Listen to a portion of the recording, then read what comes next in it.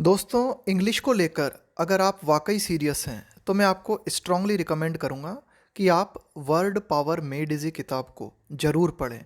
और एक बार नहीं, कम से कम 2-3 बार इस किताब को पढ़ें।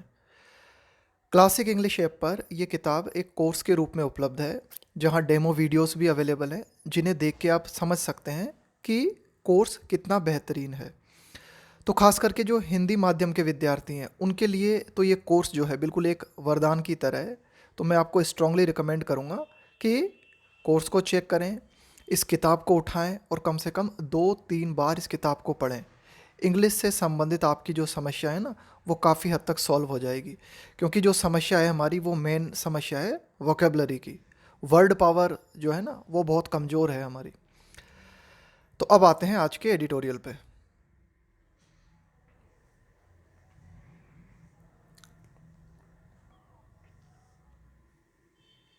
अब ये देखो, आज का एडिटोरियल का टाइटल देखो। बिल्कुल हर दिन जो है नए नए शब्द आते हैं, अलग अलग शब्द आते हैं। दो शब्द होते हैं हमारे पास। एक तो होता है AYE और एक होता है NAY। आई इसका मतलब होता है यस, ने इसका मतलब होता है नो।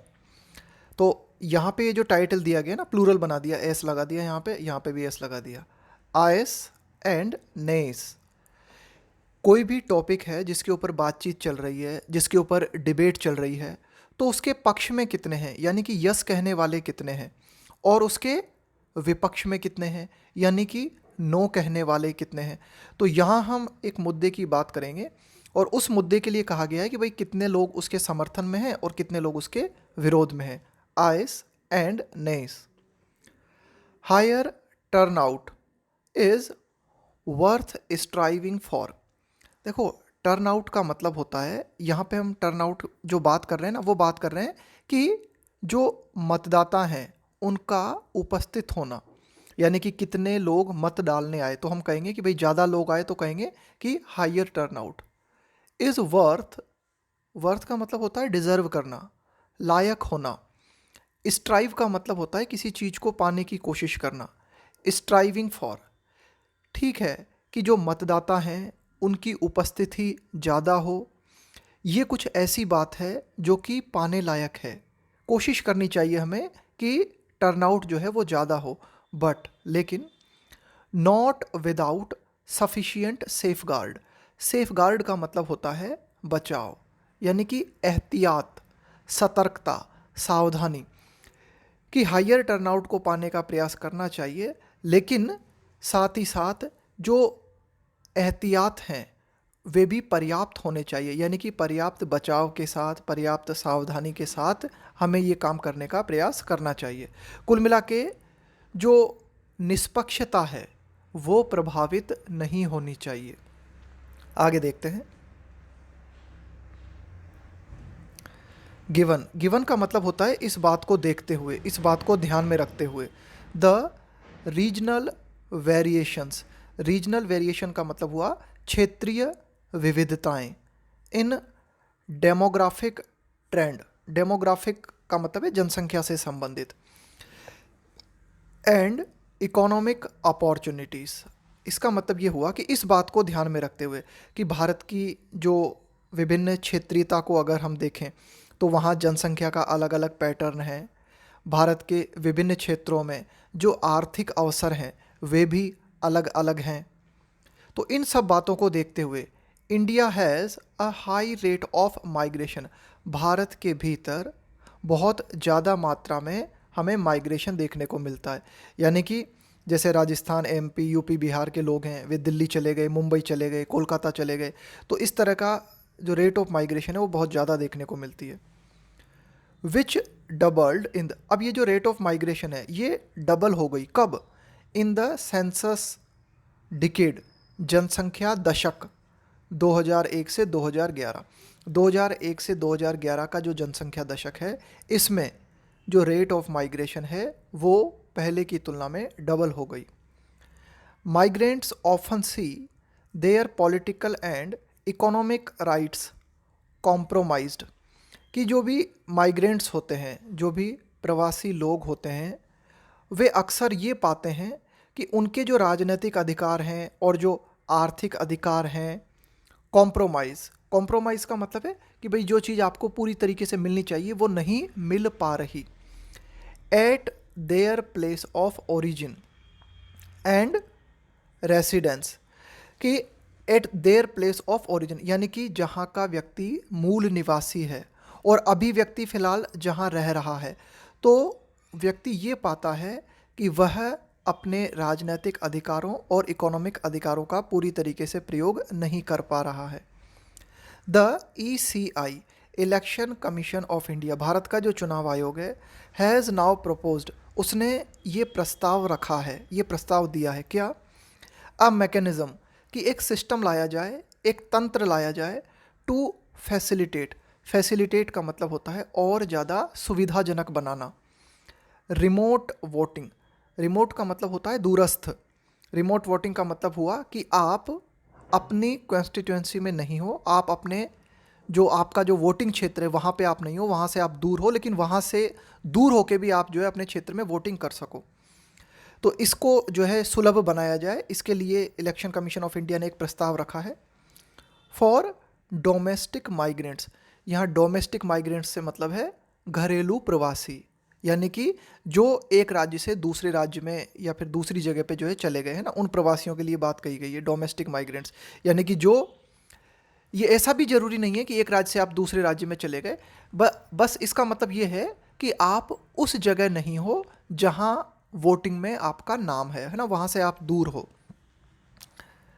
तो कुल मिला के जो डोमेस्टिक माइग्रेंट्स हैं वे अगर दूर हैं तो भी अपनी वोटिंग कर सकें, इसके लिए एक मैकेनिज़्म जो है वो ECI लेके आया है। The remote electronic voting machine, EVM, ठीक है, ये EVM रिमोट है ना, इसको नाम दिया गया है REVM, ठीक है ना, कि भाई आप दूर रह के भी अपना वोट डाल सकते हो। प्रोटोटाइप, प्रोटोटाइप का मतलब होता है मूल प्रति, जो ओरिजिनल कॉपी होती है ना किसी चीज़ की, तो EVM जो हैं उन्हीं के, आप कह सकते हो कि बिल्कुल उन्हीं जैसी एक कॉपी बनाई गई है, उन्हीं जैसा एक EVM की तरह ही एक और EVM बनाया गया है जिसे रिमोट EVM नाम दिया गया है।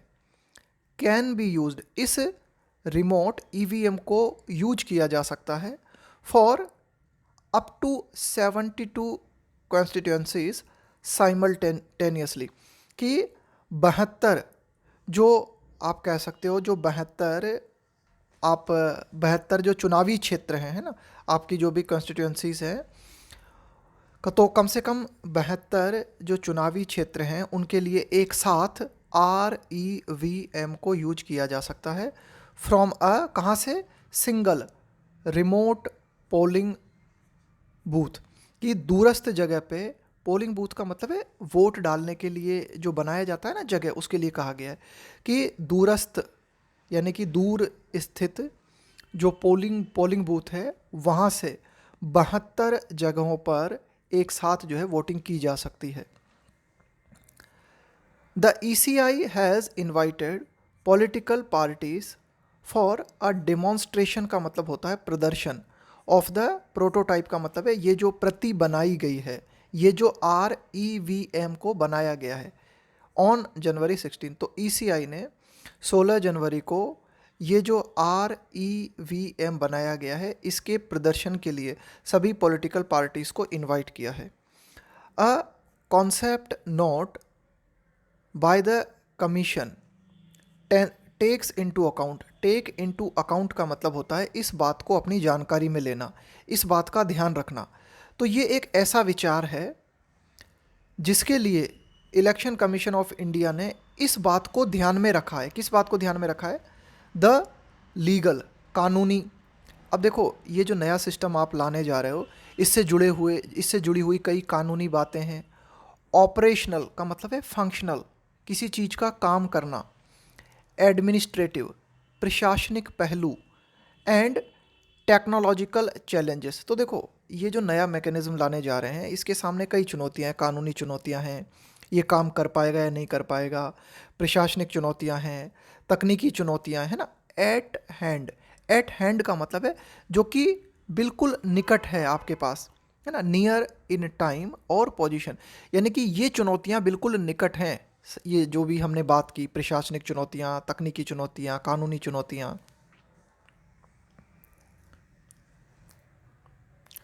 Voter participation is comparatively high in India. जो वोटर है उसकी भागीदारी, यानी कि चुनाव में जो मतदाता की भागीदारी है वह तुलनात्मक रूप से भारत में ज़्यादा है। येट फिर भी इन 2019 में 1 in 3 voters did not turn up. Turn up का मतलब होता है उपस्थित होना, है ना। लेकिन फिर भी हमें क्या देखने को मिला, 2019 में 3 में से 1 मतदाता अपना वोट डालने नहीं आया, यानी कि पोलिंग बूथ पे हाजिर नहीं हुआ। Going by the 2017 economic survey, कि 2017 का इकोनॉमिक सर्वे जो है उसको अगर हम देखें, going by the 2017 economic survey, यानी कि 2017 के इकोनॉमिक सर्वे के अनुसार अगर हम बात करें, देयर आर अराउंड का मतलब है लगभग 14 crore internal migrants in the country. तो भारत में देश के भीतर ही 14 करोड़ प्रवासी लोग हैं, यानी कि जो अपने मूल निवास को छोड़ के इधर उधर रह रहे हैं, यानी कि दूसरे शहर में या दूसरे राज्य में। And they have to cross many hurdles to be able to vote.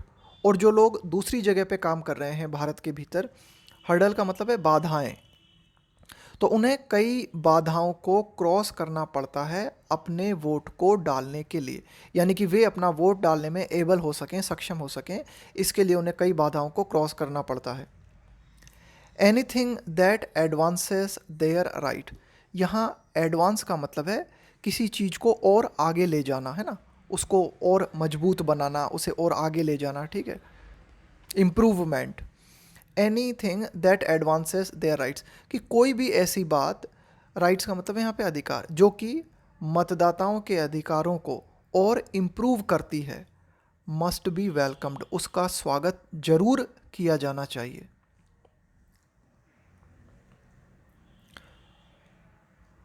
But लेकिन अ हरिड मूव का मतलब है यहाँ पे जल्दबाजी में उठाया गया कदम, will only do more damage to the integrity. Integrity का मतलब है यहाँ पे ऑथेंटिसिटी, प्रामाणिकता ऑफ द इलेक्टोरल प्रोसेस। लेकिन जल्दबाजी में उठाया गया कदम जो है वह चुनावी प्रक्रिया की जो प्रामाणिकता है उसे नुकसान पहुंचाएगा, है ना, उसे जो है ज़्यादा नुकसान पहुंचाएगा। विच, अब यहाँ पे विच आया इलेक्टोरल प्रोसेस के लिए, चुनावी प्रक्रिया के लिए। मैनी फियर, यानी कि कई लोग जो हैं उनको इस बात का डर है, क्या, कि ये जो चुनावी प्रक्रिया है इज़ इरोडिंग, इसमें इरोड का मतलब होता है कम होना, यानी कि इसकी जो ऑथेंटिसिटी है ना इलेक्टोरल प्रोसेस की, उस ऑथेंटिसिटी में कमी आई है। कई लोगों का ऐसा मानना है, कई लोगों को इस बात का डर है। और कई लोग जो ऐसा मानते हैं ना कि इलेक्टोरल प्रोसेस जो है, जो चुनावी प्रक्रिया है, उसकी ऑथेंटिसिटी में कमी आई है, तो उनके पास कुछ वैलिड रीजंस भी हैं, and for valid reasons. The ECI's recent conduct, conduct का मतलब होता है बिहेवियर, आचरण, including in the 2022 Gujarat assembly elections. देखो, ये कॉमा टू कॉमा जो बात कही जाती है वो होती है एडिशनल जानकारी, इसे छोड़ के भी आप सेंटेंस को पढ़ सकते हो। The ECI's recent conduct has been less than reassuring. Reassuring का मतलब होता है पुनः आश्वस्त करने वाला, जो आपको यकीन दिलाए, आपके भरोसे को बढ़ाए। तो ECI का जो अभी हाल ही में हमें आचरण देखने को मिला है, जिसमें कि गुजरात असेंबली चुनाव भी शामिल है, तो ECI का जो आचरण रहा है, जो व्यवहार रहा है, वह आश्वस्त करने वाला नहीं रहा है, यानी कि आश्वस्त करने वाले व्यवहार से थोड़ा कम देखने को मिला। Has been less than reassuring, यानी कि उतना ज़्यादा रीअश्योरिंग ECI का कंडक्ट नहीं रहा है, रिसेंट इलेक्शंस की भी अगर हम बात करें। The ECI proposes to have remote voting for migrants as early as, देखो ये जो एज अर्ली एज लिखा हुआ है, इसका प्रयोग किया जाता है किसी चीज़ पर जोर देने के लिए, दिस ईयर यानी कि कितनी जल्दी करने वाली है ईसीआई। ये जो रिमोट वोटिंग का प्लान है, यानी कि दूरस्थ जगह पर रहते हुए व्यक्ति जो है अपना वोट डाल सके, तो ये जो पूरा की पूरा मैकेनिज़्म है, इसको व्यवहार में लाने का जो प्लान है ईसीआई का, वो बहुत ही जल्द ईसीआई करने जा रही है। कब? इसी साल, दिस ईयर। वाइल, जबकि there is no technical basis for allegations. Allegations का मतलब होता है आरोप, कि इस बात का कोई तकनीकी आधार नहीं है, यानी कि इस तरह के आरोप लगाए गए हैं for allegations of fraud in the current, वर्तमान में, single constituency non networked EVM, यानी कि वर्तमान में जो ईवीएम है उसको लेकर कई तरह के, यानी कि कई लोगों का कहना है कि भाई ये जो ईवीएम है इसके माध्यम से धोखाधड़ी होती है, इस तरह के कई आरोप लगाए गए हैं। हालांकि एडिटोरियल यहाँ पे बताता है, हालांकि इन आरोपों का कोई तकनीकी आधार नहीं है, लेकिन पब्लिक ट्रस्ट, लेकिन लोगों का जो विश्वास है इन ईवीएम्स में, has never been lower than it is today. तो लोगों का जो विश्वास है ईवीएम्स में, वो इतना कम कभी नहीं रहा जितना कि वर्तमान में है। Has never been lower than it is today, यानी कि वर्तमान समय में ईवीएम्स में लोगों का विश्वास जो है बहुत ही कम है। Public trust is the only strength of any electoral process, कि कोई भी चुनावी प्रक्रिया होती है उसकी जो ताकत है वो क्या होती है? Public trust. लोगों का जो विश्वास है वही चुनावी प्रक्रिया की ताकत होती है। With EVMs the voter has no way to see. अब ये जो ईवीएम्स का प्रयोग हम कर रहे हैं वर्तमान समय में, इसमें इसका जो आप कह सकते हो माइनस पॉइंट है सबसे बड़ा, वो ये है कि जो मतदाता होता है हैज़ नो वे टू सी, तो मतदाता जो है उसके पास किसी भी तरह का कोई चांस नहीं होता कि वो ये देख पाए वेदर, कि क्या the vote is recorded as it is cast. Cast का मतलब होता है वोट डालना, कि ईवीएम के थ्रू जब वोटिंग होती है तो मतदाता ये नहीं जान पाता कि जो वोट डाला गया है ठीक वही वोट जो है दर्ज हुआ है।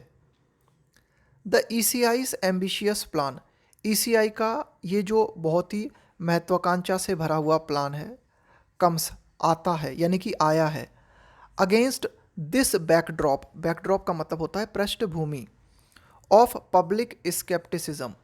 स्केप्टिसिज्म का मतलब होता है संदेहवाद, किसी बात को लेकर डाउट होना, about it's on impartiality, impartiality का मतलब होता है निष्पक्षता, एंड लेस जस्टिफिएबली। देखो, किसी चीज़ को आप जस्टिफाई करते हो, इसका मतलब है आप उसे उचित ठहराते हो, तो लेस जस्टिफिएबली अबाउट, यानी कि इसे हम उतना उचित नहीं ठहरा सकते, about the reliability of the EVM, यानी कि कई जो लोग हैं वे ईवीएम की रिलायबिलिटी पे, है ना, यानी कि वे ईवीएम को भरोसेमंद नहीं मानते हैं ना, तो इसको हम उतना ज़्यादा उचित नहीं ठहरा सकते हैं ना, क्योंकि टेक्निकल दृष्टि से देखें तो ईवीएम जो है उसमें किसी तरह की कोई गड़बड़ी नज़र नहीं आती। तो ये जो ईसीआई अपना महत्वाकांक्षी प्लान लेके आई है वो इस पृष्ठभूमि में आया है। किस पृष्ठभूमि में?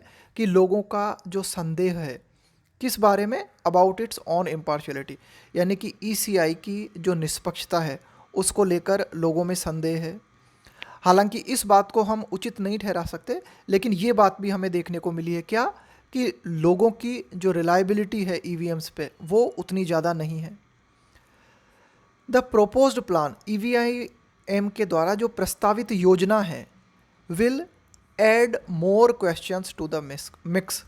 देखो, add something to the mix, इसका मतलब क्या होता है कि कोई बात है उसको लेकर पहले से ही कई सवाल है, उसमें आपने कुछ सवाल और जोड़ दिए, कुछ सवाल और ऐड कर दिए, तो ये जो प्रस्तावित प्रश्न है ये चुनावी प्रक्रिया से जुड़े हुए जो सवाल हैं उनमें और सवाल ऐड कर देगा, including some fundamental ones such as about the, है ना। अब इनमें कौन कौन से प्रश्न शामिल हैं? कुछ आधारभूत प्रश्न भी शामिल हैं, जैसे कि अबाउट का मतलब है के बारे में, द कोरिलेशन, कोरिलेशन का मतलब है अंतर संबंध।